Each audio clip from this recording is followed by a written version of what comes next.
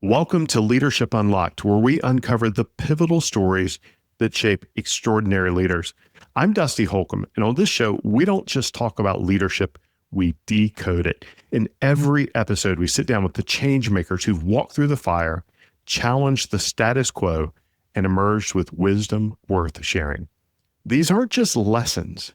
They're lived experiences, real moments that reveal the mindset, the resilience, and the clarity behind creating lasting impact. And let me tell you, today you are going to hear one of those stories. Before the Miami Heat won titles, they built strength. And Bill Foran was the one who laid the foundation. As the NBA's longest tenured strength coach, he turned a garage weight set and small town grit into 4 decades of training champions. And he did it not based on the X's and O's, but all about helping people be better, to serve others. If you want to know what it takes to build resilience that lasts, to build a team of champions, to lead at the highest level without burning out, this one's a masterclass. Let's get into it. This is Leadership Unlocked. Bill, I cannot tell you how excited I have been about this conversation. I feel like I am interviewing royalty, and I'm interviewing someone or talking with someone, learning from someone who has guided royalty, in some cases, literally King James, but has made such an impact on the lives of others, not just on the court, not just on the floor, but for the people and the kids who want to emulate their heroes. So I am so incredibly grateful that you're here, and I just can't thank you enough for investing this time. Thank you, Dusty. Glad to be here. One of the things that we love to talk about on this podcast is leadership, specifically stories of how people got to where they are and what they've learned along the way, so that our audience can pull the nuggets and tools out of them. Let me ask you this, and I'd love to hear your story and let you unpack that, and we'll just go wherever we go. But when you were a young boy growing up, did you ever dream of, becoming, winning NBA championships and being part of such incredible dynasties? Was that part of your plan from day one? Not even close. No. Looking back at my story, kind of mind-boggling to where I ended up. But no, that wasn't on my radar at all. Let's unpack that a little bit. What was your plan, or what was your genesis of your story? Because it leads to amazing things, but I know it started very humbly. I started out, my first job out of college was I was an elementary PE teacher, and I coached football at the high school. In the school, they hadn't had a winning team in years, smallest school in the conference. And I'm looking at our athletes and I'm thinking, I got to make them better. And that's when I started a strength and conditioning program. This was in the late 70s, and that was kind of unheard of. But I started a strength and conditioning program, and we started winning. And I learned right there, I loved developing athletes more than the X's and O's of the sport. And the school was about a half hour from Michigan State, and I had already started taking classes in exercise phys in grad school. And I would go down and visit the strength and conditioning coach for Michigan State just to learn what I could. And he says, Bill, you're the only high school coach that comes around. And he wanted to hire his first grad assistant. And I could go back to school full time for 1 year, get my degree, and get experience as their first grad assistant in strength and conditioning. So I left the teaching profession and went back. And that after that first year, there were 2 openings at the college level, Mississippi State and Washington State. I was fortunate, and this doesn't happen in today's world. I went from a grad assistant to the head strength and conditioning coach at a Pac-10 school at Washington State. And it was good timing because they had some athletes, but they hadn't been to a bowl game in 50 years. Oh, wow. The 1931 Rose Bowl. But the players bought into a basic, fundamentally sound strength and conditioning program, and we started winning there and got to a bowl game. And that got me to University of Miami in the mid-'80s when we went 55-5, 2 national championships, and finished second twice. We kind of gave two away. A pretty quick climb there. And we were rolling at the U. Back in that day, the strength and conditioning coach, I had one assistant, and we were in charge of 18 teams, every sport. So oh, wow. Crazy schedule. Now they probably have 4 or 5 strength coaches just for football alone, if not more. So the Heat came to town as an expansion team in the NBA. And their first year, they practiced at University of Miami. And the practice court was right next to the weight room where I trained the athletes. And they asked me if I would work with their athletes, and the university allowed me to do that. So I made special time. It didn't take away from what I was doing with the university. But then in March of their first year, the head coach, Ron Rothstein, approached me and wondered if I'd come on full time. Now, things are great at the U, but 18 teams, I could go to the pro level with 15 athletes and not have to move. And I said, you know what, that sounds interesting. I'd like to look into that. Well, Billy Cunningham was a managing partner, Hall of Famer as a player, a coach, yeah. So he said, Billy's always in his office early before games. He wants to talk to you about the position.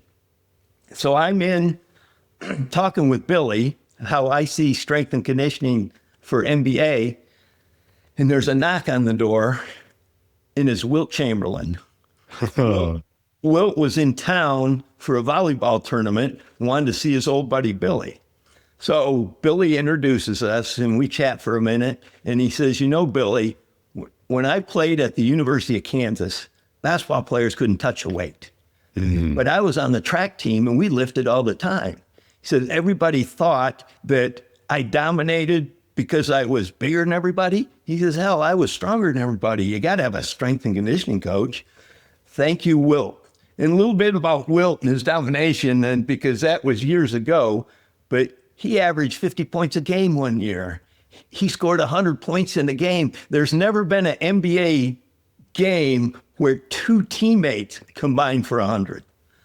Kobe scored 81 once, but the next highest was 16. But he scored 100 points by himself. Just amazing numbers. In one, there's never been an NBA player that averaged 30 points, 20 rebounds for a season, except one. That was Wilt. He averaged that for his career, 15 seasons, and nobody's ever done it for one season. So the guy dominated. So thank you, Wilt. So I move over, and it's expansion team, and we're just started with youth movement. So we're taking our lumps as we're trying to get better. Well, then this was 6 years later. In the summertime, I heard rumors that Pat Riley may be coming to town. So I went out and bought his book, The Winner Within, because I just wanted to learn about the man. And on page 235, he talked about his strength and conditioning coach with the Knicks, who he thought was the best in the NBA. There's no apprehension at all when you read that. Coaches bring their own guys. Yeah. But Billy Cunningham and Lou Chaffel, the managing partners, were being bought out by the ownership, the Arisons at the time. And their last week in office, they redid 3 people's contracts, and one was mine, and they gave me a 3-year deal. So I told my wife, Karen, I said, you know, coaches bring their own guys, but we'll be okay. We're going to be paid for 3 years. So my first meeting with Pat, he told me, he says, I'm into 2 things, conditioning and fundamentals. If you have those 2 things, you have a chance. Anything in life, if you're conditioned for it, you're fundamentally sound, you have a chance. And then as the meeting ended, he says, you have a year to prove yourself. Oh, wow. Thank you, Pat. Well, during that year, Magic Johnson was out of the league, but he had a traveling basketball team, and they had played in Brazil. And on the way back to LA, he came through Miami and wanted to see his old buddy, or his old coach, Pat. So he's in, and he wanted to get a workout. So he's in working out. Well, I kind of reminded Magic when I was in grad school at Michigan State, And Magic's another interesting guy because I followed him. He grew up 45 minutes from me, so I kind of followed him since 8th grade. But his senior year in high school, they won the state championship. Freshman at Michigan State, Big Ten championship. Sophomore, national championship. Went pro, world championship. So in 4 years, he went from high school champion to world champion. Just amazing. But that second year with LA, they got knocked out in the first round, and he was back in East Lansing, and the managers for the basketball team put together an intramural softball team, and I batted fourth, and I batted third, and Magic batted fourth. So he's in working out, and I'm kind of reminding him about the softball and dropping names and stuff. And then at the end, he was doing some ab exercises. And I said, here, let me show you a few things. I wanted to kick his ass just a little bit. The next day, Pat says, I don't know what you did to Magic, but boy, was he impressed. Thank you, Magic. So, that's amazing. Kind of, yeah, some crazy stories. And then we go on and won 3 championships. But so talk about a true leader. Pat Riley was just absolutely amazing. His motivational skills. And now that's carried over with Coach Spolstra. So the Heat at the top have true leaders, and it always, it goes through and lets everybody in their area be leaders as well. So it's been pretty amazing. I listened to a couple of podcasts and recordings and read stuff and in preparation because I was really excited because you've had so many stories. And I know like we're getting a thumbnail depth on those. I have so many questions and places to dig in. It's incredible to me as I hear you run through that. Like you were so far ahead of your time from strength and conditioning, the opportunity when you're at Washington, like that wasn't a big deal. Like people just, that's not the way it worked out. What was your motivation? What was it that made you realize, hey, if we get focused on the physical conditioning, we'll have a better chance on the field? What unlocked that for you? Because like you were truly ahead of your time. Now it's the norm, right? Everybody's like super scientific, but that's not the way it was. What was it that clued you in? Well, the first thing was at the high school when we started winning based on that. But at the college level, not only did we train hard, but I put a lot of emphasis on recovery. And recovery is nutrition and sleep. And so I really stressed nutrition because back then they just eat what they wanted, but we wanted to make sure they were as healthy as possible and ate right and got their right amount of sleep. There's been some studies out with sleep in basketball. It was at Stanford, and they took the men's basketball team, and most of the guys were getting about 6.5, 7 hours of sleep. They bumped it up to 8.5 and just monitored, and 3-point shooting was up 9%. Free throws were up. They were quicker on the speed tests. So sleep is so important for anybody, but if you want to be a leader and be at the top of your game, you got to get your sleep. You know, I'm going to like double click, highlight, underscore. I can't do any of those things in a podcast, but like that is such a powerful statement. And I will fully admit that I have been guilty and still fall victim to the mindset of I don't have time for sleep. And I can get by on 6 hours. I've read lots of studies and lots of books. Dr. Matt Walker wrote a great book called Why We Sleep. And that was the first one where I read and went, oh, like I'm actually damaging my capability, not enhancing my capability. The fact that you bring that out from an athlete and then pull it over to the leadership, I think it's solid goal. Like everyone, I'm just going to personally take that as a reminder for myself of how important it is. It's a game changer for anybody that's not getting sleep. It just is amazing. Yeah. And it's one of those things. I was having a conversation with somebody last week and they were talking about they didn't want something, so they weren't willing to do it. And I I've said, well, perhaps you need to do it and see the results, and then you will want it. So it's like almost like chicken or an egg. Like, I don't have time to get more sleep because I have all this stuff I have to do. But then when you do it, you realize that the quality of the output is so much better. I mean, I can speak to this. I know I've experienced it. And then you go, oh, okay, I actually do want this. It is important. Exactly. You mentioned very early on that you realized that you wanted to develop athletes more than you loved the X's and the O's. And I'm curious, what was it about the things that you saw or the results, the impact that you were making that really unlocked that for you or motivated you? Because, so many people, I think, buy into a track. This is what success is. And I need to go just, be a coach and I got to do X's and O's. And you were incredibly self-aware to go, no, I'm actually motivated by, I'm inspired by, I found my purpose in developing athletes. How did you arrive on that decision? What was it that you felt or saw that helped you know you were in the right place? The connection with the athletes.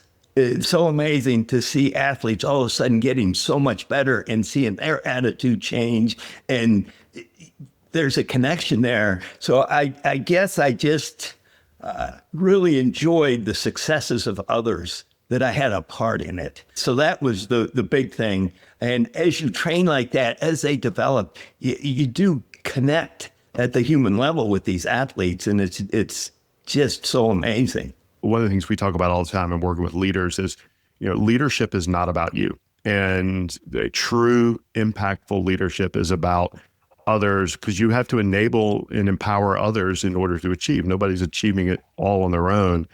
And leadership is influence, nothing more, nothing less. John Maxwell wrote that, and it's one of my most fervent beliefs. And when you talk about the connection with the athletes and their success and seeing that energy and unlock, I mean, I can't imagine what it was like for those kids the first time they won a game they weren't supposed to, or they like the energy that we as leaders and people who have had influence pull from their success without having to be in the center of the ring has got to be just the most rewarding thing in the world. Yep, it is for me. That's keeps me going. It's curious. It's a big shift, or maybe it's not, because you talked about it at the U with 18 sports, one assistant. I'm thinking football. So I'm thinking like up until this point, that's been your primary focus. And then to shift to the NBA where it's a different game, at least in my mind. But then like you start talking about Wilt Chamberlain and what made him so incredible. Was it a shift for you mentally to go from the football game and the physical talent needed or the physical conditioning needed to perform at that level to the NBA? Or were the mechanics, the fundamentals the same, and you just had to apply them differently? I'm very curious about that. Yeah, the fundamentals were the same. And I had a background because my number one focus was football. Number two was basketball. Okay. Of the 18 sports. So 80%, you're doing the same things, just a different amount of weight, different number of sets and reps. But you have to have total body strength and power. It's a big difference because the football players handle so much weight. Basketball players can't handle as much weight, but they can do the same exercises. So about 80% is the same. And then there's 20% that you can get sport specific with each sport. That's neat. I just think about it being so customized but you're right. It's like the fundamentals are the fundamentals, and then you tweak and apply. You mentioned that Pat Riley, he had two focuses, conditioning and the fundamentals. What's your favorite Pat Riley story? I got a few Pat Riley stories. You can tell them all and however many you want. Here's one. Back in the 90s, Dan Marley was on our team, and he was just so focused and such a hard worker. And regular season, there's 82 games. And so how can you get them up? You got to be kind of even keel. But Dan told me, he says, Bill, his pregame speeches are so amazing. I want to run through a wall for that guy for every game. So his leadership and his motivational skills were so amazing. But our first championship was in 2006. The team with the best record that year was the Detroit Pistons. We're playing Detroit in March of that year, Sunday afternoon, televised game. We hadn't beaten them yet. We were 0-3 against the team that has the best record. So Pat could sense some apprehension in the locker, whatever. So for his pregame speech, he cranked up the Doobie Brothers, listened to the music, and started dancing. And he just danced around the locker room and made eye contact with every player. He just wanted to get rid of the apprehension, do something to, we went out, beat the Pistons. We end up in the finals against Dallas. The first two games, they beat us by double digits. They were both on the road, and he comes in the locker room after the words, and the guys are, okay, here we go. What are we going to? He just paced up in front, back and forth for about 2 minutes. And then he turned to the chalkboard and wrote June 20th, and then paced for another 2 minutes. And he says, see that date? That's the date we're going to raise a trophy. On June 20th, we raised the trophy. So it's amazing his psychological, how he can bring out the best. You know, it's so interesting. I'm thinking about what you said a minute ago about it not being about yourself. I'm sure Pat Riley was not sitting there thinking, you know, I'm going to go dance in front of everybody because it makes me look better. You know, it was all about them.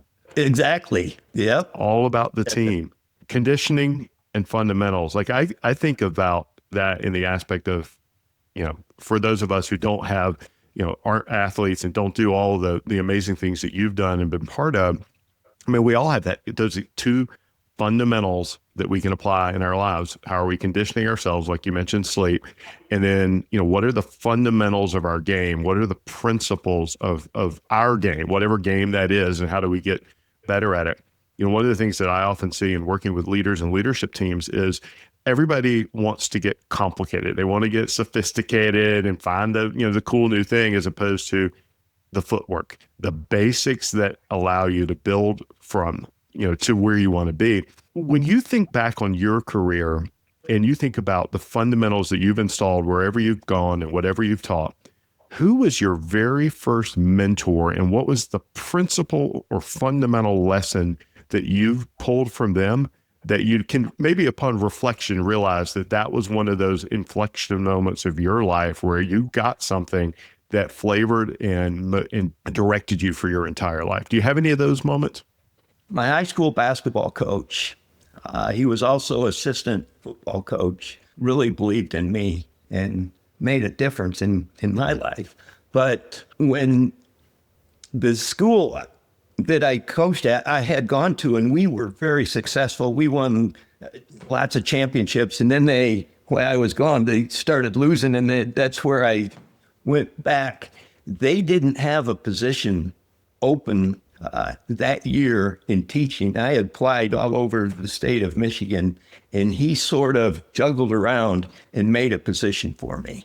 So not only as an athlete, but then my first job. So that part of it made it a little tough moving on, because he did a lot for me. So that was probably the guy. What was his reaction when you told him you were moving on?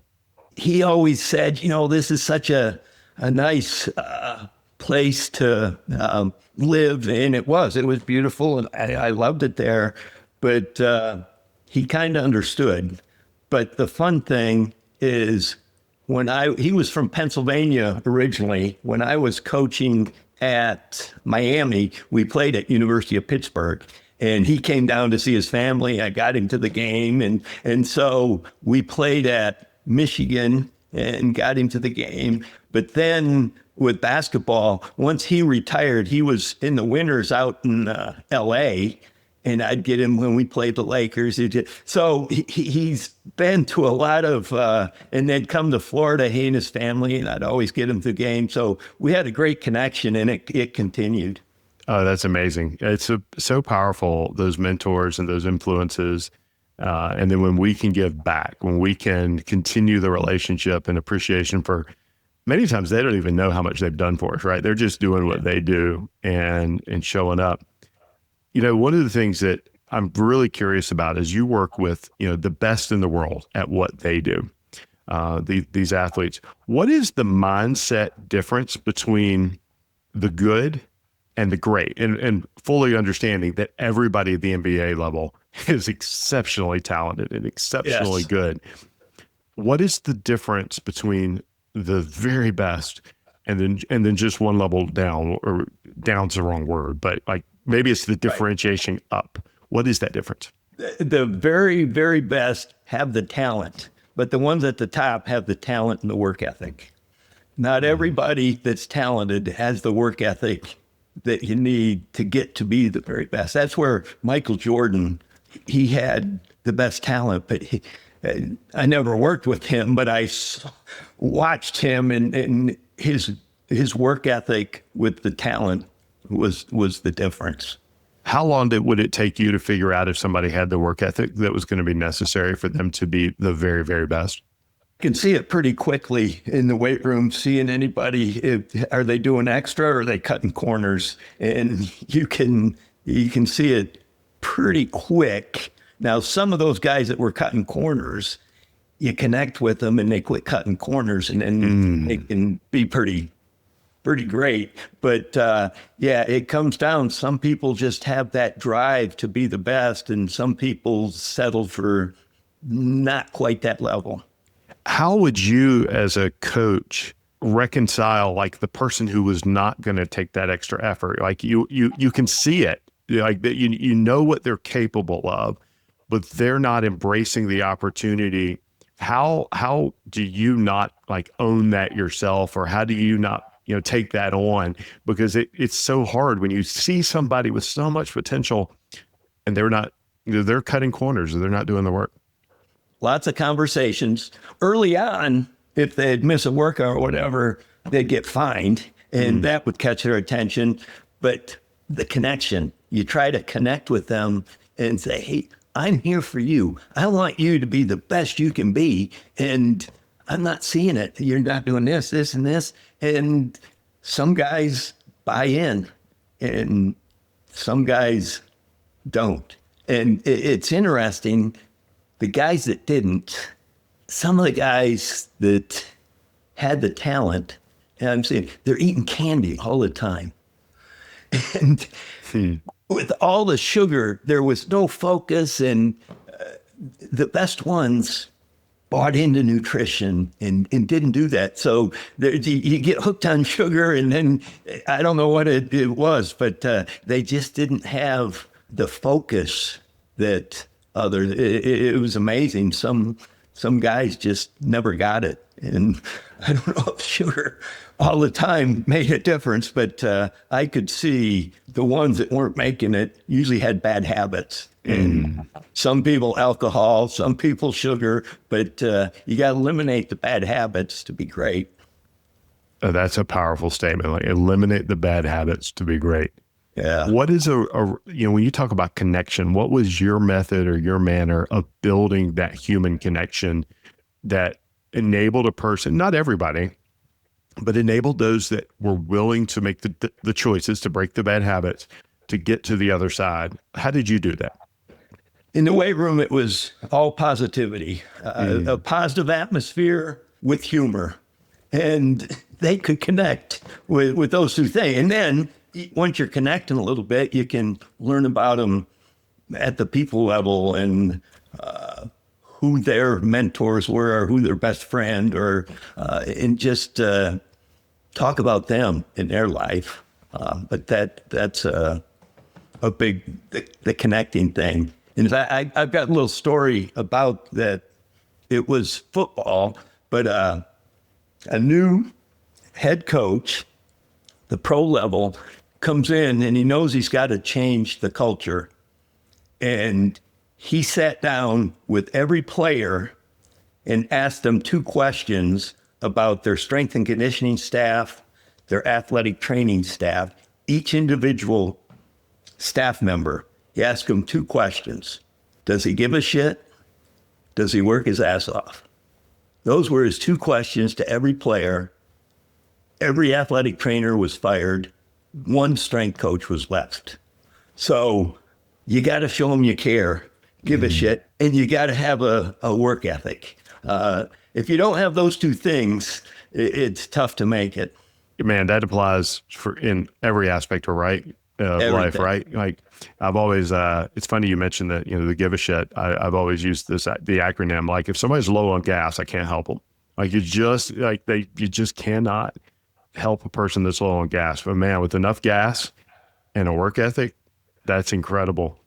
That is incredible. What's your, what's a story or a moment when you look back now that you just cannot believe that you were part of, it was just surreal about what you were experiencing, what you were seeing? I mean, or was all of this just normal? Like this was just, part of the day job?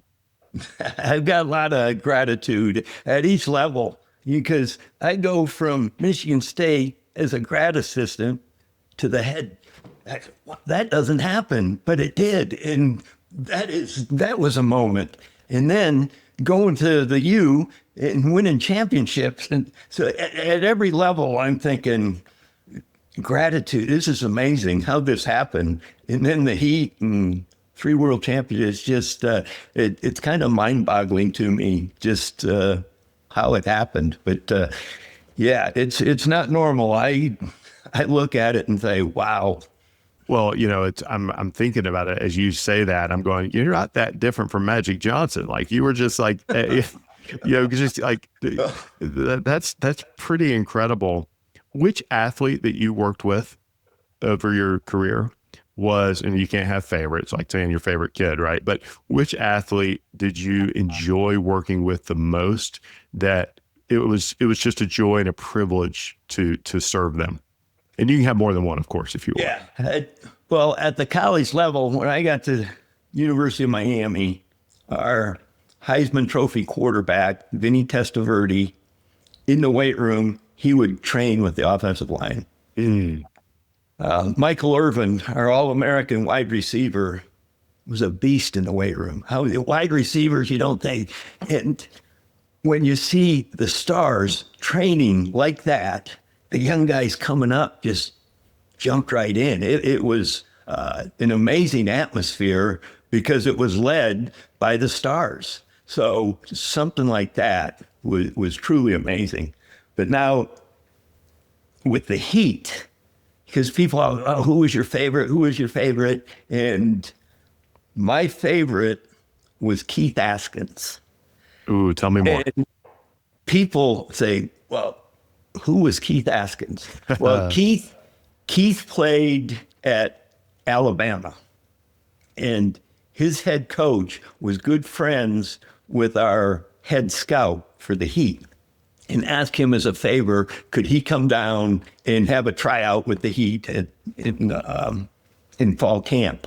Keith was 6'8", 185, extremely skinny, and he came in. And we're an expansion team. This was back in the early days.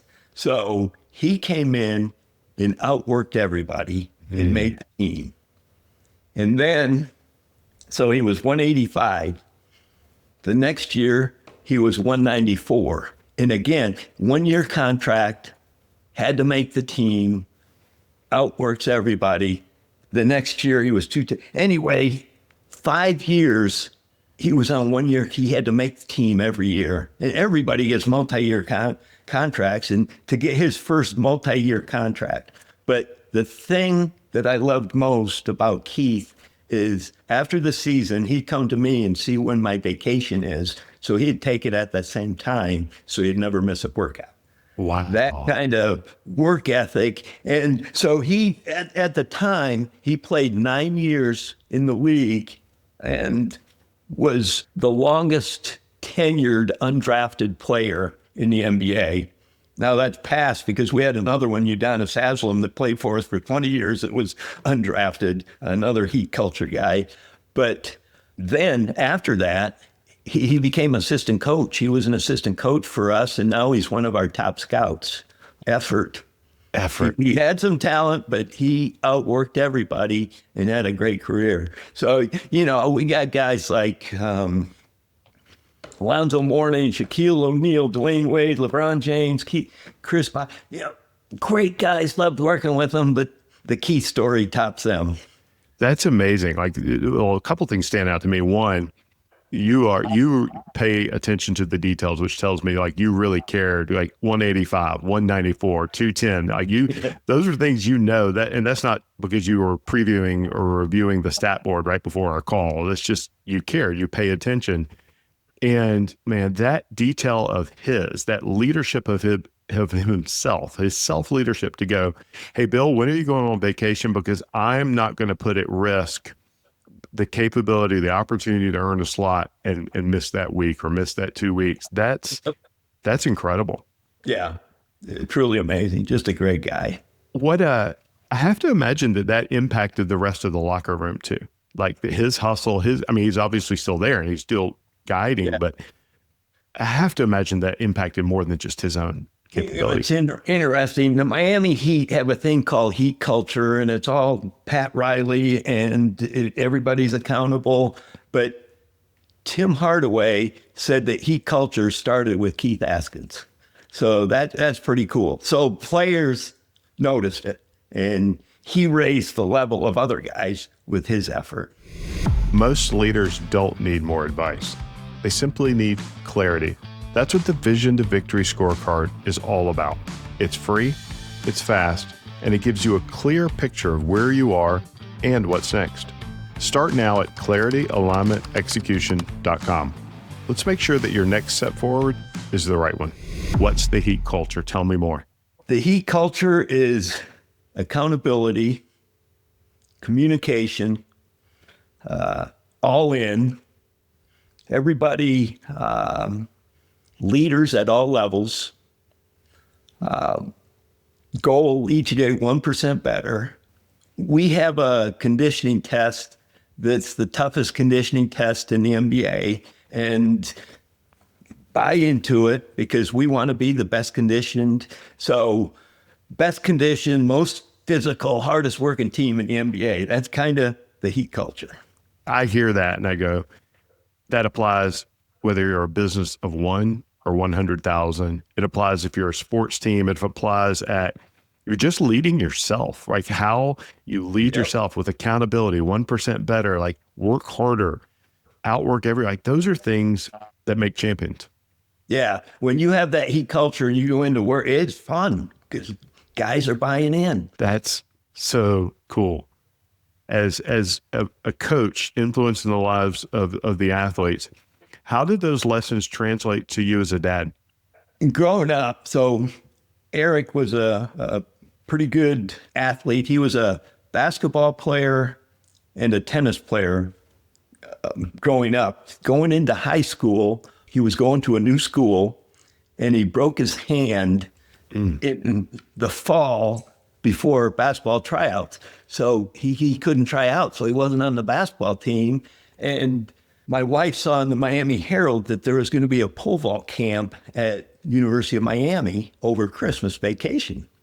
And she says, I think you'd be good at that. So he went to that camp, and his first year as a freshman, he went, it was kind of a new school that never had pole vaulters before. So we had to buy poles and they'd work at it. But then he would practice. There was a coach at St. Thomas Aquinas in Fort Lauderdale, is a big time sports school education. It was just an amazing place. Well, their pole vault coach had a pole vault pit in his yard, and it wasn't that far from us. And he started working with Eric. He says, yeah, I'll work with you, but I think you need to come to St. Thomas Aquinas. So anyway, he transfers there. And so he's state champion, high school All-American, signed with Florida. And he was on 2 national championship teams at Florida, all SEC pole vaulter. And so he stayed up there and was working on his grad degree in human performance. In the last semester, he needed an internship. Well, the Heat doesn't do internships, but I went to Pat and asked him. He said, not only will it be an internship, it'll be a paid internship. So So we're thinking a semester. Well, that semester went to a year, went to 2 years. Then he approached Eric behind my back to come on full time as my first assistant. We didn't have it. Now he has two full-time assistants in the summer league or in the G League guy in the summertime. So he ends up being my assistant for a few years. I stepped back a little. He took over, and now I consult for he and his staff. But yeah, pretty crazy how that happened. I didn't see that coming either. It all started with my wife thinking he'd be pretty good at pole vault. Well, I love that. I just made that note. It's like, wow, Karen said, hey, you ought to try this. And then that led to that. And then twists and turns of life and how things happen. When you go back and you're consulting with him and with the team now, what are the problems you're trying to solve, or what are the things that you see? And problems is probably the wrong word, but what is it that you're bringing to the table that you love to see and enhance? Because obviously they're all good at what they do. What is it that you are bringing, your unique wisdom and perspective that you know elevates them? I'll go down there and I watch he and his staff work, and I just stand there and smile because they got it going. They know what's going on. So basically what I do is I research a lot, and anything I find, I'll send them weekly research things or sometimes motivational things, leadership things, but just send them little tips that may help them. But in the big picture, they got it going. It's fun to see that happening. That's super cool. Bill, what are you most proud of from your entire career? That I cared and that we had lots of success, and the connections with the people all the way up. Amazing. So that's probably it. I was having a conversation with somebody yesterday, and they were talking about their boys. He's got 4 boys, and he said, one of the things that I've really tried to instill in them is we will celebrate success, but it's far more important to celebrate the work ethic that went into it, whether or not the outcome happened on the field. Like somebody bigger, better, tougher, may have been on the other side of the field that day, but I will celebrate with them the work that they put into it. And I wrote that down and went, wow, that is a really powerful thing. It is. And yep. I hear you, like everything you've talked about is do the work. Yeah. Effort. I'm a big effort guy. Watching the players, what I watch for is effort. And so you watch defense a lot because that takes a lot of effort. But work ethic and effort can take you a long ways. Yeah, it can. I could ask you a bazillion more questions, but I'm going to shift us a little bit, Bill, and go to some rapid fire questions and let you get on your day. I'm just so incredibly grateful for the time you've invested here. I'm motivated. I'm ready to go hit the gym, actually. What's a book that you believe every leader should read? It's called The Winner Within, and that's a good go. If I had to, off the top of my head right now, he's the best leader I know, and his book, The Winner Within, would probably, for leadership, thank you for leading me that way. But I was trying to think now, what are the books I'm reading? But that's a classic that's really good for leaders. Well, it's so interesting because it is for leaders, but like I believe, and I've all the leaders I work with, the best leaders I've ever worked with, they understood that in order to impact the team and to lead an organization, they had to lead themselves first. They had to set a standard for themselves. They had to meet that standard. They had to perform. They didn't have to be right. They didn't have to, win every time, but they had to lead themselves. And so when I hear you talk about it, the winner within, like that just makes so much sense, whether you are, again, leading one person or you're leading an entire organization and influencing, the lives of many, many others. Because I have to believe that the work you do with the 15 athletes, it wasn't those athletes or 18 athletes, whatever the number was, it was all the kids that were motivated and inspired, all the people that will never sniff the inside of an arena, but will go out and play ball with their friends and their parents or whatever it is, and do a little bit more because of their hero, their idol. And so the ripple effect is super cool. Yeah, exactly. What is a daily practice that you follow that makes you a better leader, influencer, human being? What's one ritual or practice that you follow without fail? Mornings are important. First thing I do in the morning is have a big glass of hydrogen water.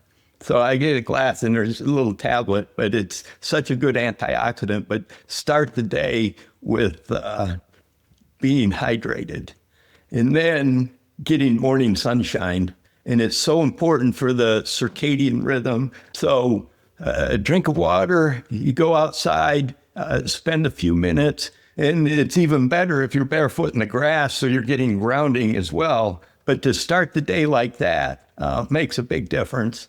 And then sometime during that day, you got to keep moving. You got to be active, you got to move and hopefully work out a little bit. But health is so important for leaders, and thinking of health, I thought of a couple things on supplements.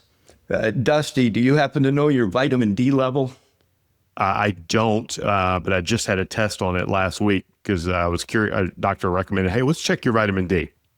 Yeah, it's so important because people don't know. Most people are deficient in vitamin D. And I talked with an oncologist that told me that breast cancer for women, prostate cancer for men are vitamin D deficient diseases. When you have high levels of vitamin D, you don't get those diseases. And that caught my attention. And another doctor told me that there really isn't flu season. It's vitamin D deficient season, because in the wintertime, the best source of vitamin D is sunshine. You can't get enough through food, so you need to supplement. And when you do, your bones are stronger, your cardiovascular system's stronger, and you don't get sick. So vitamin D is so important, and people don't hear about it because it's a cheap little vitamin. So you're not going to hear that can really help your health. That's fascinating. Well, I'm gonna go find my report later today and see what the doc says. I do take a supplement, but I don't. I have no idea. I don't know the level. So I'm taking a supplement, but I'm not actually tracking it. So you probably want to take an individual vitamin D, and I'd suggest 5,000 IUs. But everybody should know their vitamin D levels, because when you have high vitamin D levels, usually have pretty good health. One other that's interesting is creatine. Now, back in the day, creatine was for the muscle heads and in the gym to get stronger. And it's the most studied supplement in the history of testing, sports supplements. And when I was speaking at a conference and somebody asked me if you could only take one supplement, what would it be? And I said, vitamin D. Well, in the audience was the president of the International Society of Sports Nutrition. And I asked him, what would you say? He said, creatine for everybody. They're finding out now, not only it's muscles, it's so good for the brain, especially as you age. As you age, there's two concerns: sarcopenia, which is the loss of muscle mass as you age, and then brain dysfunction. Well, creatine helps maintain muscle, and it helps maintain the brain. So 5 grams of creatine, it's so important, and it's so good for you. So if people added vitamin D and creatine, I think they'll definitely see a big difference. That's amazing. Well, and spoken from a pretty strong referential source of expertise, somebody who's helped train the highest level athletes for their entire career. Yeah, I don't take creatine today, but I had the mental block that was what we took when I was in college and we were lifting, right? That's what lifters did, had to get their creatine. 2 more questions. Man, Bill, I could literally talk for hours and learn from you. Here's a question. What is a leadership myth or an influence myth that you would like to debunk, that you know, something that people buy into, but you just don't think it's true? Social media. There's so many crazy things. In the fitness world and the nutrition, there's a lot of crazy stuff. So There's a lot of myths out there, so I'd suggest do your research on everything because it's a little crazy. That's going to be, my wife knows this. I hate all the social media stuff and hold my nose when I get into it. But I think that's going to be really powerful advice, especially as the world of AI evolves and people get used to going to an AI agent and asking a question and viewing the answer as a source of referential truth without having done the research or the validation. I think it's going to be fascinating to see how that evolves. And it's almost like social media on steroids because this thing it is. We have never met and we don't know, like just like the internet, social media influencers, we've never met them, but we take as if for gospel what they say is true. Yep, exactly. All right. When you go home at the end of the day, Bill, and you prepare for your end of day routine, what has to have happened for you to go, today was a good day. Today I was successful. Hopefully I helped somebody. That's a big one. That I ate healthy food and I got in a workout. Those are really good days. I helped somebody, I ate healthy, and I got in a workout. Yeah. Yeah. And so often I know I have been a victim of this or guilty of this many times, too many times than I care to admit, of saying, well, I don't have time to eat healthy and I don't have time to work out because I need to do this other thing. And I put on a mountain or an idol helping someone without realizing. It took me a long time to realize this. And frankly, I'm still reinforcing the lesson of it's not selfish to take care of yourself. It's how you enable yourself to actually help and serve others. That's super powerful that you've got two of the three things are enabling you to help someone. I love that. Sounds good. Yes. Thank you. Bill, I'm so grateful. Before we wrap up, what is a cause or an organization that you are passionate about supporting? I'd like to help kids. St. Jude's Children's Hospital. Yeah, they're incredible. We're going to make sure we put a link in the show notes. We'll link out to St. Jude's. Where can folks learn more about you or the work that you've done and the impact that you've had? What's a best way if people are interested in learning more? I don't do social media, so I'm not out there on that stuff. But I guess if they Googled me, they can find lots of stuff. Yes, they can, because I did. And there is a world and wealth of wisdom that has been put out there as a championship winning coach, as an author. Just thank you so much. Any parting words of wisdom that you'd like to give our audience today? Care and have gratitude and be the best you can be. I think if people follow that recipe in life, we would have a much different and more incredible world. But perhaps somebody can go, just one person can take that to heart and go do that and impact their world. Bill, Thank you so much. And man, I'm going to watch every Heat game from now on with a little bit more interest and a lot more appreciation based on this. So thank you so much. That's awesome. Thank you, Dusty. This was a lot of fun. It was. Thank you. If today's episode gave you something to think about, something to apply, then there's more where that came from. Head over to arcusgroup.com and sign up for our newsletter. It's where we share tools, insights, and our leadership frameworks to help you lead with more clarity, more alignment, and more impact. No fluff, just what helps you lead better. Thanks for tuning in. See you next time on Leadership Unlocked.